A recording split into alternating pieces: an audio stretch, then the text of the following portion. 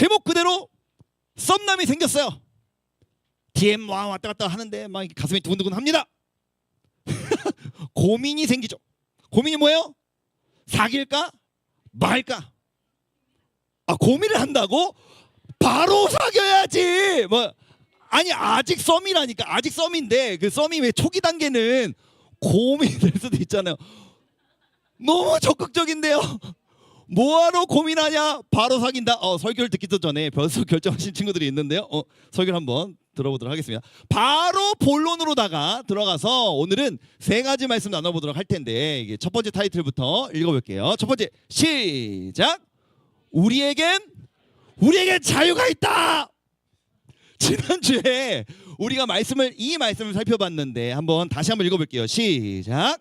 하나님이 자기 형상 곧 하나님의 형상대로 사람을 창조하시되 남자와 여자를 창조하시고. 이런 보세요.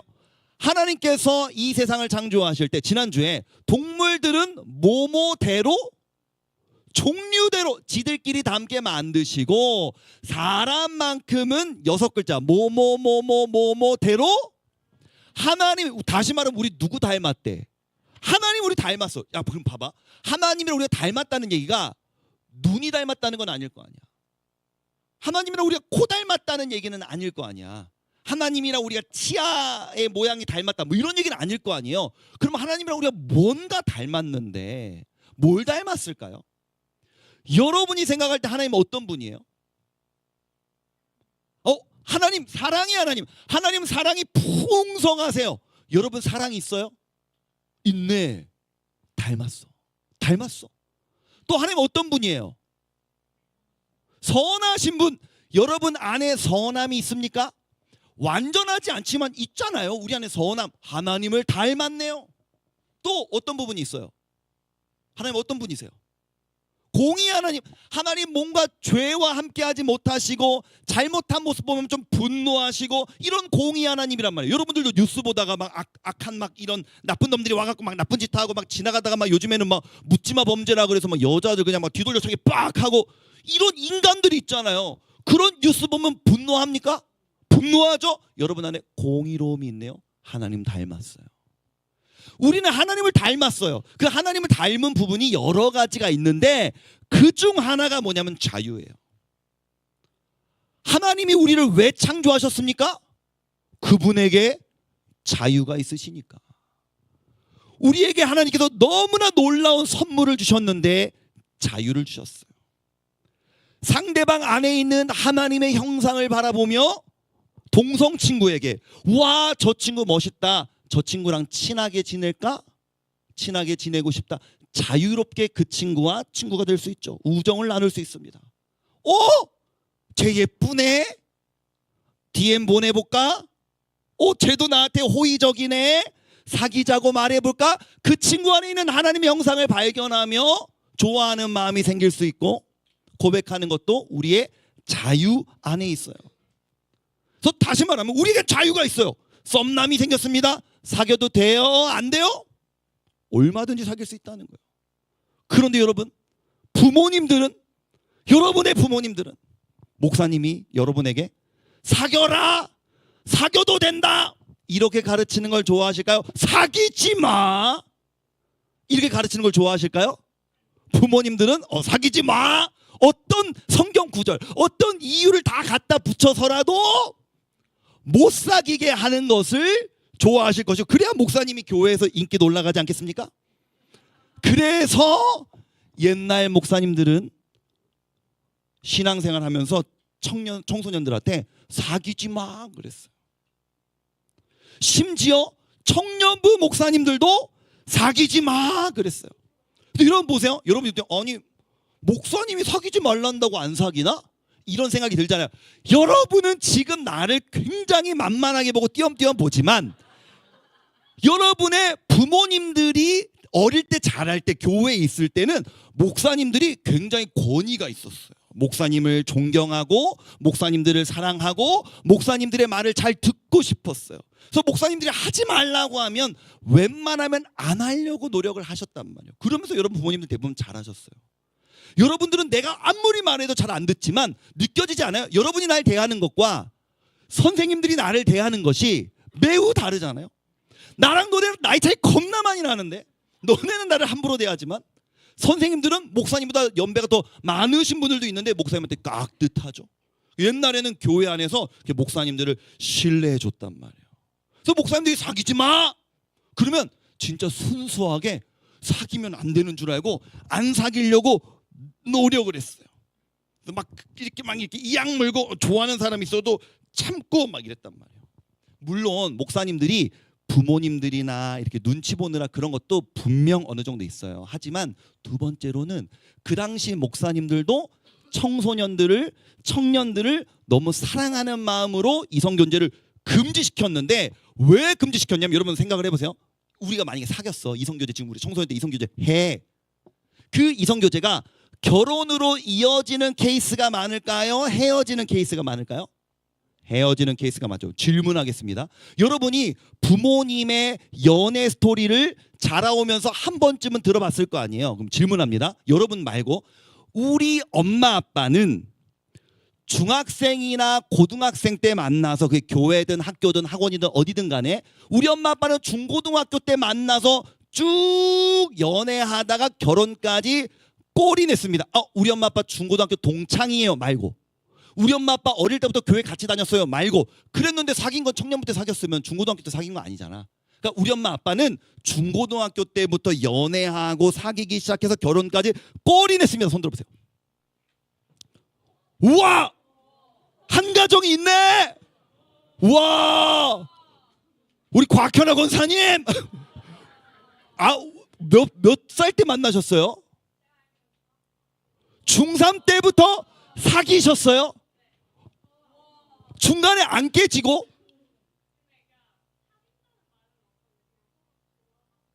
근데 사귀는 게 약간 애매하면 검증이 필요해요.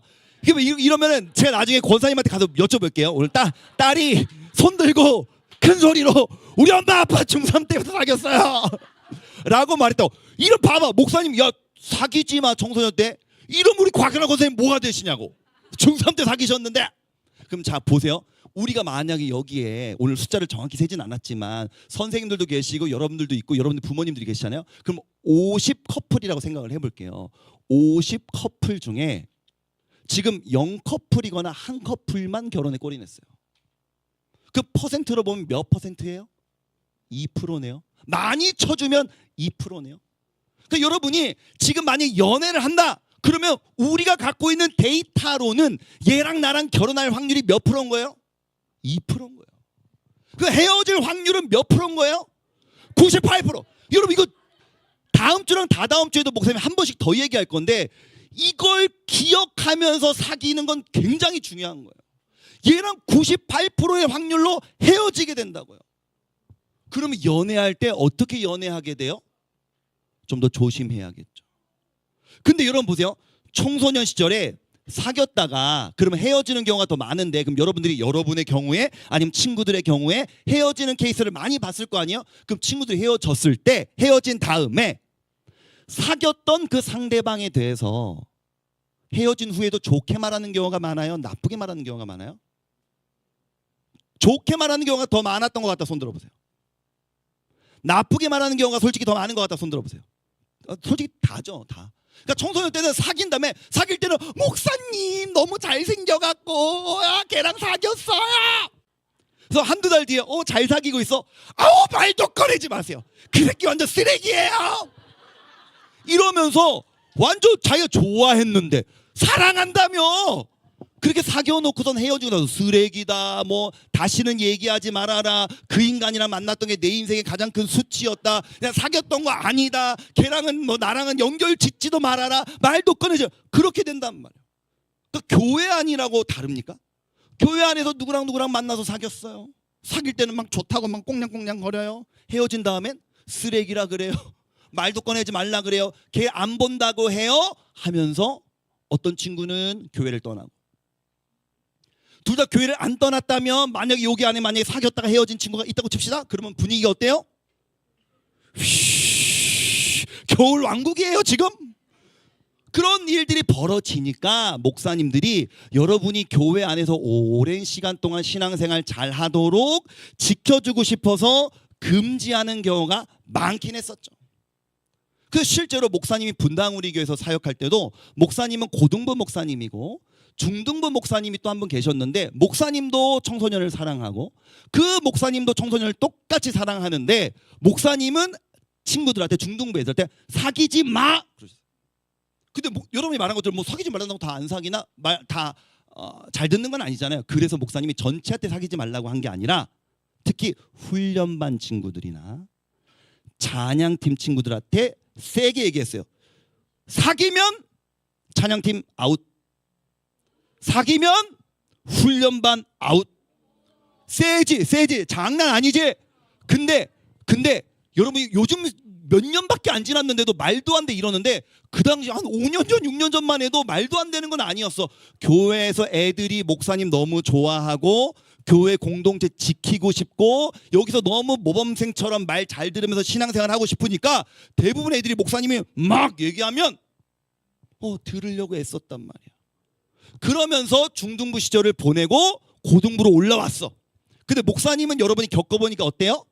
비교적 좀 이렇게 막 세고 막 이런 스타일은 아니잖아요. 목소리만 크지.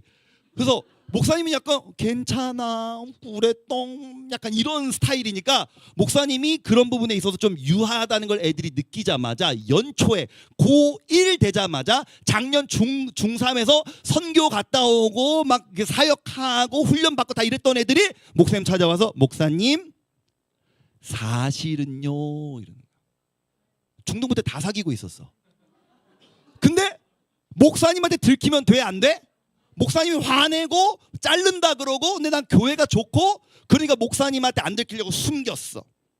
근데 목사님이 괜찮아 이러니까 나한테 와갖고 사실은요 중3 때부터 사귀고 있었어요 이렇게 얘기를 하는 거예요. 근데 목사님 무슨 생각을 갖고 있냐면요, 무서운 아빠 밑에는 나쁜 짓을 안 하는 자녀가 생기는 게 아니라 숨어서 딴짓하는 자녀가 생기고, 그래서 좀 유한 아빠 밑에서는 나쁜 짓을 하고 싶거나 딴짓을 하려고 할 때 그 고민을 같이 나눌 수 있는 아빠가 되는 것 같아요.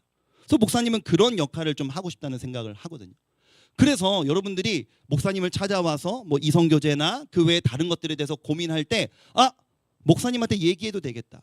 이거 얘기한다고 해서 정죄하지 않겠지? 뒤에서 뭐 나에 대해서 이상한 애였네 뭐 이렇게 나에 대해서 평가하지 않겠지? 그런 느낌을 주는 목사님이 되고 싶은 거예요. 그리고 그 목사님이랑 목사님이 엄청 친하고 서로 사랑하는 사이인데 늘 애들을 어떻게 양육해야 되는가에 대해서 말씀으로 막 싸우고 그랬거든요. 그런 목사님들께 목사님은 자주 언급했던 말씀 구절이 이거였어요. 사도행전 10장 15절 같이 읽어볼게요. 시작.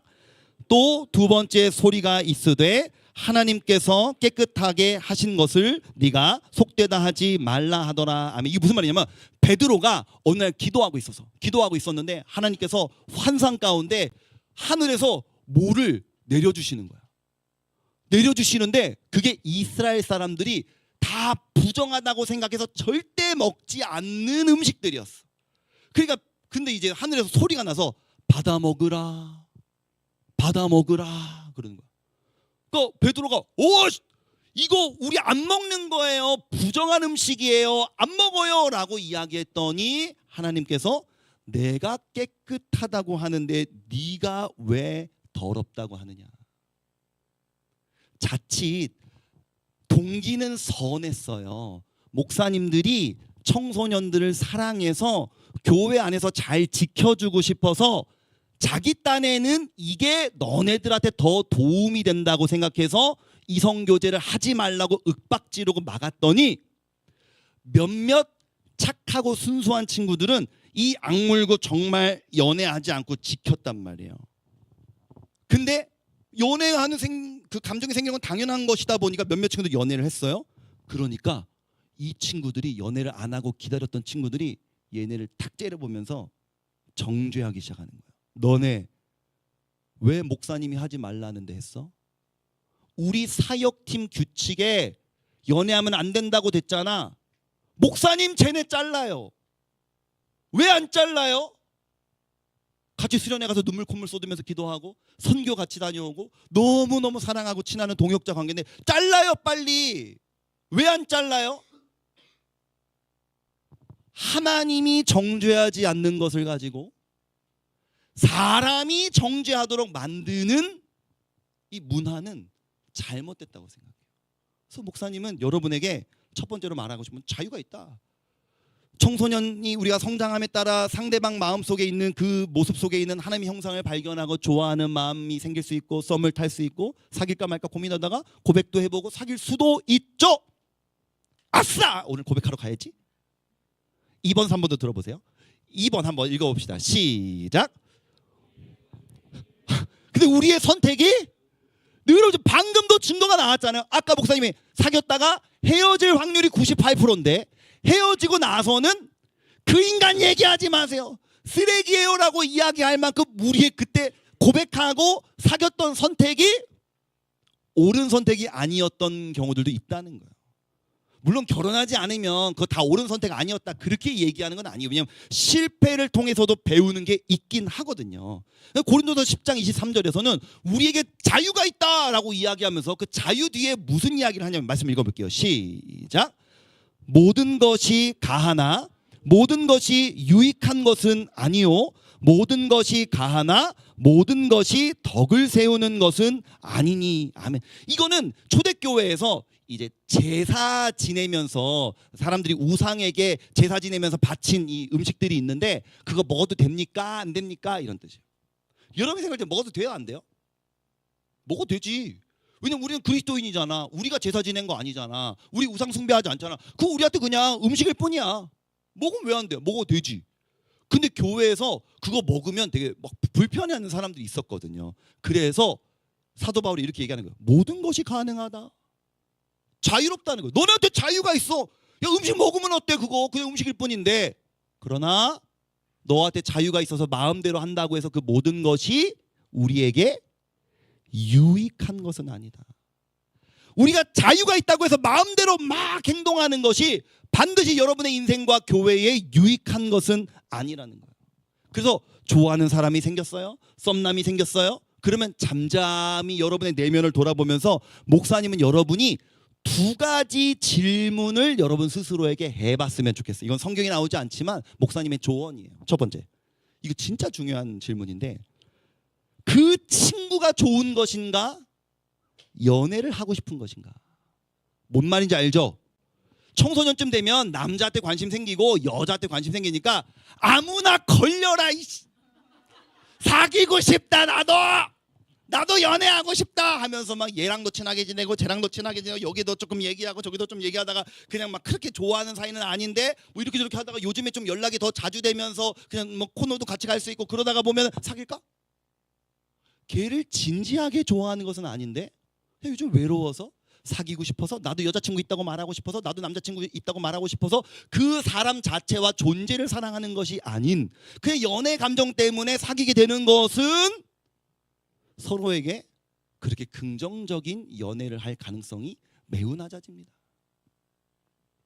두 번째로는 그럼 내가 그냥 연애하고 싶어서가 아니라 목사님 저 걔를 진심으로 지금 정말 좋아하는데요? 그럼 두 번째로 질문해 보세요. 그 친구와 내가 좋은 연애를 할 수 있을까?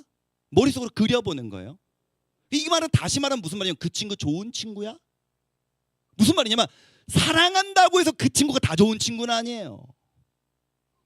하여튼 간에 이상한 애 좋아하는 애들이 있어요. 진짜 여러분 친구들 중에 얘도 있지 않아요? 아니 얘는 너무 괜찮은 애야. 근데 이상한 애를 좋아해.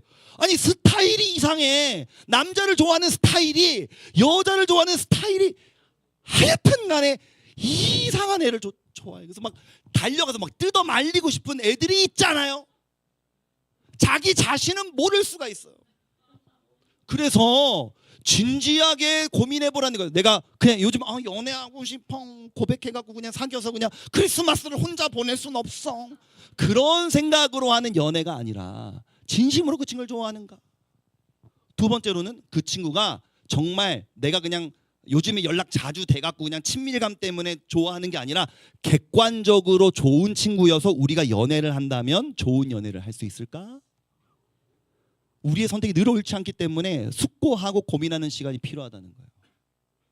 마지막 세 번째로, 그러면 어떻게 목사님 아무리 그래도 그렇지 그 친구가 좋은 친구인지 아닌지 제가 어떻게 알아요? 뭐 점쟁이도 아닌데. 세 번째 같이 타이틀 읽어봅시다. 시작.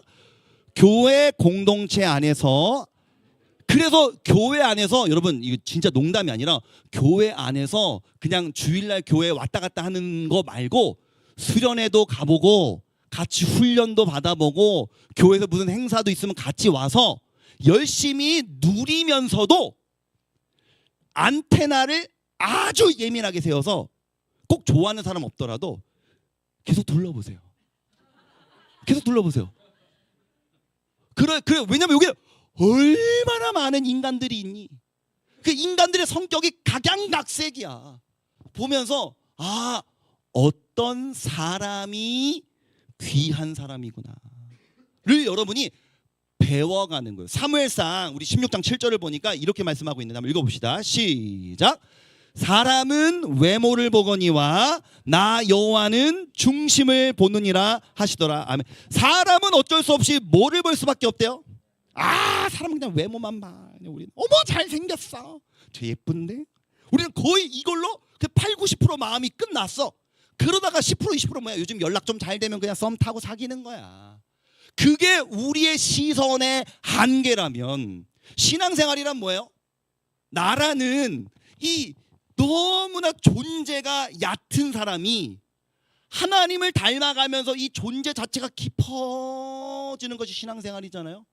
그러니까 나는 맨날 예쁜 여자, 잘생긴 남자만 좋아했는데 하나님 안에서 믿음이 깊어질수록 그 사람의 중심을 볼 줄 아는, 그 하나님의 시선을 배울 줄 아는 사람이 되어야 여러분 나중에 결혼할 때 제대로 된 사람을 고를 수 있는 거예요.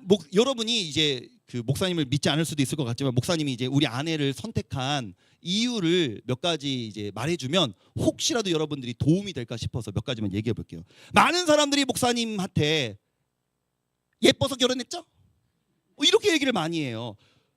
우리 아내를 아는 친구들이 이제 대부분이니까 실제로 우리 아내 예쁩니다. 맞아요. 사람은 외모를 보잖아요.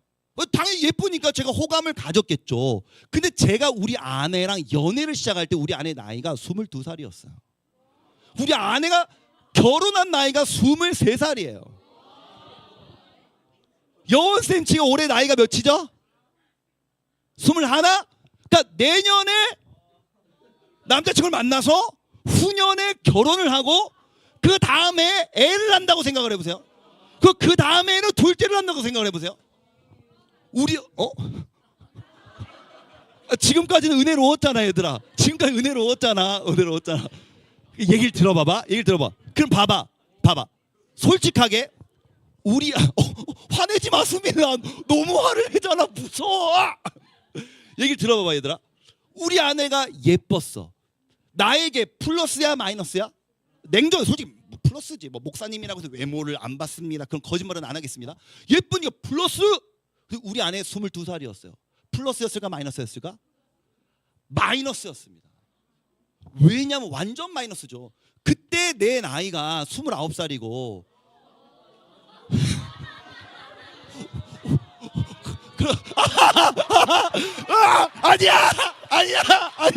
아니야. 설교 안 끝났어. 방송실 너무하네. 설교 끝내라고 빨리. 그게 아니고 큰일 났네. 이거 설교를 이제 얘기를 좀 더 해도 될까요? 여러분 얘기를 들어봐 주세요. 그렇게 이제 목사님한테 마이너스예요. 왜냐하면 목사님은 진짜 일찍 결혼하고 싶었거든요. 어릴 때부터. 난 결혼을 준비해야 되는 나이고, 그리고 사역자가 연애를 시작했다가 실패하면 성도님들에게는 그게 또 이야기거리가 될 수 있으니까 목사님 이제 사귀면 결혼해야 된다는 생각을 갖고 있었어요. 근데 22살이랑 연애해서 언제 결혼해요? 그러니까 목사님이 오히려 아내를 좋아하는 마음이 생길 때 아내가 22살이라는 건 이러면 안 되지 않나? 라고 누르는 마음이었지, 예쁜데 22살이네 뭐 이런 마음은 아니었다는 거야. 이런 마음은 아니었다는 거야. 그래서 우리 아내를 이게 처음 이게 딱 이게 겪으면서 어떤 생각을 했냐면, 목사님이 한 교회에 중등부 고등부 이제 교역자로 부임을 했고 전도사님이었어요. 우리 김학주 전도사님처럼 전도사님이었고, 우리 아내는 우리 부서의 선생님이었어요. 보니까 우리 아내한테 첫 번째로 엄청나게 성실함이 있더라고요. 목사님이 다 그 교회 부임했는데 솔직히 말하면 선생님들이 너무너무 열심히 안 하셨어요. 그래서 목사님은 청년 때부터 나 진짜 열심히 신앙생활 했는데 선생님들이 너무 이렇게 어린 나이에 봐도 나이가 있으신 분들인데 너무 내가 볼 땐 나태하고 애들을 사랑하지 않는 것처럼 느껴지는 거야. 그 내가 교사회의 때 하루는 막 화를 내면서 선생님들 어떻게 이렇게 늦게 오시냐고. 9시 예배인데 애들보다 늦게 오면 이게 선생님으로서 본이 될 수 있는 거냐. 다음 주부터 교사회의 1시간 땡길 테니까 8시까지 다 오시라고 그랬어. 그 다음 주가 됐어요. 한 명도 8시까지 안 왔어요. 우리 아내만 8시까지 왔어요. 그때 우리 아내가 교회까지 대중교통으로 1시간 반 걸리는 집에 살고 있었거든요. 그러니까 전도사님이 오라고 한다고 22살 청년이 1시간 반 동안 한 집에서는 한 6시 반에 출발해야 되니까 몇 시에 일어났겠어요? 더 일찍 일어나서 준비하고 온 거예요. 근데 오히려 어른 장년 선생님들은 하나도 안 오셨는데, 자, 첫 주는 전사님이 얘기했으니까 일찍 올 수 있다고 쳐요. 근데 와봤더니 아무도 없네. 그 다음 주도 아무도 없네. 그럼 솔직히 사람 마음에 무슨 마음이 생겨요? 어차피 일찍 안 와도 되네. 난 일찍 오는데 선생님들 왜 이렇게 일찍 안 와요? 진짜 선생님들, 어른 선생님들이 더 나빴네. 이렇게 생각할 수 있잖아요. 우리 아내는 한 번도 불만스러운 이야기나 부정적인 이야기를 안 하고 매주 그 시간에 오는 거예요. 매주 그 시간에 오는 거예요. 근데 선생님들은 아무도 매주 그 시간에 안 오는데 맨날 우리 아내만 매주 그 시간에 오니까 어때요? 나랑 둘이 얘기를 하는 거야 자꾸. 소망 선생님 일찍 오셨네요. 어떻게 오셔요? 지하철 타고 오셔. 어떻게 너무 멀다. 그럼 몇 번 갈아타시는 거? 그래요. 어떡해요? 제가 죄송해요. 뭐 이러면서. 근데 뭐 요즘에는 뭐 어떻게 지내세요? 뭐 이러면서 이게 얘기하면서 스몰 토크가 좀 되게 된 게 첫 번째, 성실했다. 두 번째로는 이 섬김이 몸에 배어 있더라고요. 하루는 식사하러 갔는데 이제 교사들끼리 회식을 하러 간 거예요. 근데 어떻게 하다 보니까 일부러 그런 건 아닌데 우리 아내가 저랑 부장님이랑 같은 식탁에 테이블에 이제 앉게 된 거예요.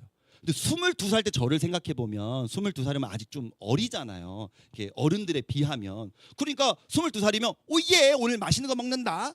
그러면서 자기 거 맛있는 것도 갖고 자기 거 먹기 바쁘거든요. 목사님 기도 빨리 해주세요. 그냥 빨리 기도 끝나고 먹을 거예요. 뭐 이런 마음이 생기기 쉬운데 우리 아내는 다 퍼갖고 나눠주고 있는 거예요. 아직도 기억나요. 누룽지 닭백숙을 먹으러 갔는데 맛있는 다리와 날개 이런 거는 저랑 부장님한테 먼저 챙기고 자기는 짜잘짜잘하거나 맛없는 부분만 챙겨가는 거예요. 22살이. 이상해서 아니요 이거 다리 소망쌤 드세요 이렇게 했더니 아니에요 저는 다리랑 날개 안 좋아해요. 이러면서 상대를 배려하는 게 몸이 밴 거예요. 그 또 하루는 교사들끼리 어느 모임을 가려고 하는데 표정이 안 좋고 식은땀이 나는 거예요. 왜 그러냐 그랬더니 몸이 안 좋아서 지금 열이 막 오르는 거야. 그래서 집에 가세요 했더니 안 된대. 그 큰 교회가 아니었기 때문에 교사 모임 모처럼 1년에 한두 번밖에 없는 교사 모임 하려고 어디 선생님들끼리 나가고 있는데 저는 오늘 몸이 안 좋아서 집에 가볼게요 하면 그럼 분위기가 약간 그렇잖아. 그러니까 아프지만 1년에 한두 번밖에 없는 이 모임의 공동체 분위기를 내가 깰 수 없다 해갖고 그 땀 삐질삐질 흘리면서 그 모임에 참여하고 있는 건 모습을 보면서 교회를 사랑할 줄 아는 사람이구나. 이런 사람이라면 나이가 어려도 이런 배려와 속 깊은 마음이 있는데 같이 결혼을 해도 목회하면서 성도님들께 사랑받는 가정이 될 수 있지 않을까? 이런 생각을 하면서 아내랑 연애를 시작할 수 있었던 거예요. 그때 그 교회에서 이제 이것만 얘기하고 마칠게요. 한 자매가 저한테 다가왔어요. 그러면서 저희가 좀 마음에 들었나 봐요. 어필하는 거예요. 자기가 얼마나 이렇게 매력적인 여성인지. 근데 뭘로 어필을 하냐면 돈으로 어필을 하는 거야. 자기는 어느 회사에 다니고 있는데 연봉이 얼마래. 나한테 연봉을 왜 말해? 그리고 나서 자기가 아마 내년이나 후년쯤에는 연봉이 얼마를 찍을 것 같대. 왜 나한테 그 얘기를 하냐고. 그러면서 뭔가 자기는 그리고 뭐 선교사님 집안이래. 그래서 우리는 믿음의 가정인데 나는 공부도 열심히 해서 나는 돈도 많이 벌고 있으니까 너 나랑 사귀거나 나랑 결혼하면 너 앞으로 목회할 때 좋지 않을까? 이런 뉘앙스로 얘기를 하는 거예요. 근데 제가 그 자매는 제 마음속에서 1도 가능성이 없는 자매였어요. 왜냐하면 하루는 그 자매의 그 조부모님이 돌아가셨어요. 그래서 교회에서 이제 장례를 가는데 장례를 가다 보면 이렇게 미처 일정이 안 돼서 못 가는 경우가 생기잖아요. 근데 그 자매가 장례가 다 끝난 다음에 교회에 와갖고서는 자기 장례식에 온 사람들 커피만 사서 돌리는 거야. 그러면서 막 이러는 거야. 감사해요 부장님 와주셔서 감사해요. 은영 쌤 감사해요 감사해요 한 다음에 안녕하세요. 모든 사람들한테는 이렇게 그러니까 냉탕과 온탕이 와 그러니까 감정 기복이 너무 심해갖고 너무 무서운 거예요. 그 공간을 와 막 얼음으로 만들어 버리는 거예요. 그래서 저는 와 이런 사람이라면 돈을 뭐 100억을 가져온다고 해도 어떻게 이렇게 같이 삽니까? 그래서 교회 공동체 생활하면서 안테나를 바짝 세우고 지금부터 지켜보세요. 누가 배려하는지, 누가 성실한지, 누가 공동체에서 소외된 사람을 챙기는지, 누가 방석을 정리하는지, 누가 의자를 정리하는지, 누가 쓰레기 버리고 가면 그거 티내지 않고 쓰레기 치우는지, 그 사람이랑 연애하고 결혼하면 100% 성공합니다. 여러분들이 사람의 눈으로 외모만 볼 것이 아니라 하나님의 시선으로 중심을 볼 줄 아는 깊이 있는 청소년 되기를 소망합니다. 우리 자리에서 일어납시다.